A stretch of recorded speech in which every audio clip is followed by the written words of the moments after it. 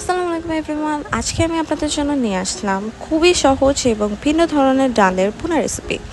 চলো রেসিপিটা তাহলে শুরু করা যাক।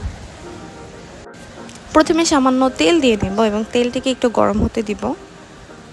এরপর গরম তেলে আমরা রসুন এবং পেঁয়াজ কুচি দিয়ে দিব, দিয়ে সেটাকে আমরা কিছুটা ব্রাউন কালার করে ভেজে।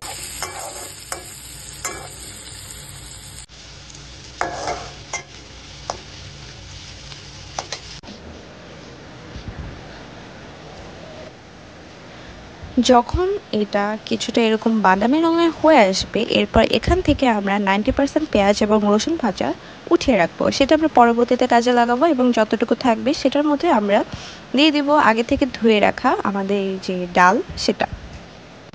এরপর সামান্য একটু পানি দিয়ে ডালটাকে আমরা ভালোভাবে কষিয়ে নেব। ডালটা একটু কষানো হলে ওইটা অনেক মজা লাগে খেতে। ডালটা একটু ভাজা ভাজা এবং কষানো হয়ে যাওয়ার পর তারপরে আমরা এটার মধ্যে দিয়ে দিব 1 চামচ হলুদ। হলুদটা দিয়ে এটা মিক্স করে এরপর আমরা দিয়ে দিব সামান্য একটু আদা রসুনের পেস্ট। আদা রসুনের পেস্টটা সামান্যই দিতে হবে, যদি বেশি পড়ে যায় তাহলে কিন্তু ডালের থেকে একটা ভালো স্মেল আসে না, তাই এটা অল্প পরিমাণে দিতে হবে।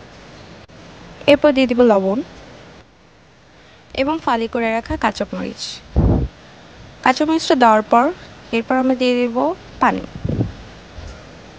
ডালটা সেদ্ধ হওয়ার জন্য একদম পরিমাণ মতো পানি অ্যাড করে দিব এবং ডালটাকে আমরা সেদ্ধ হওয়া পর্যন্ত সময় দেব।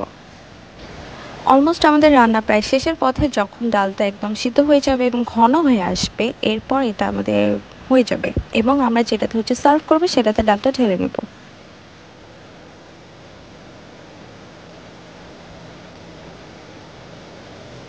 এবং একদম শেষ মুহূর্তে ওই যে প্রথমে যে বেরেস্তা করে রাখা পেঁয়াজটা ছিল সেটা ডালের উপর দিয়ে দিব। এইভাবে যদি ডাল রান্না করেন সেটা অনেক বেশি মজা হবে। হয়তো আপনারা এর থেকে আরও ভালো ডাল রান্না করতে পারেন, বাট বাসায় এভাবে একবার ট্রাই করে দেখবেন, এটা সত্যি অনেক অসাধারণ ছিল। সো এভরিওয়ান, আমি আমার ইউটিউব চ্যানেলে এভাবে ছোট ছোট কিছু রান্নার ভিডিও দিয়ে থাকি। আপনাদের যদি আমার ভিডিও ভালো লেগে থাকে তাহলে অবশ্যই চ্যানেলটা সাবস্ক্রাইব করবেন এবং লাইক দিয়ে পাশে থাকবেন। আল্লাহ হাফেজ।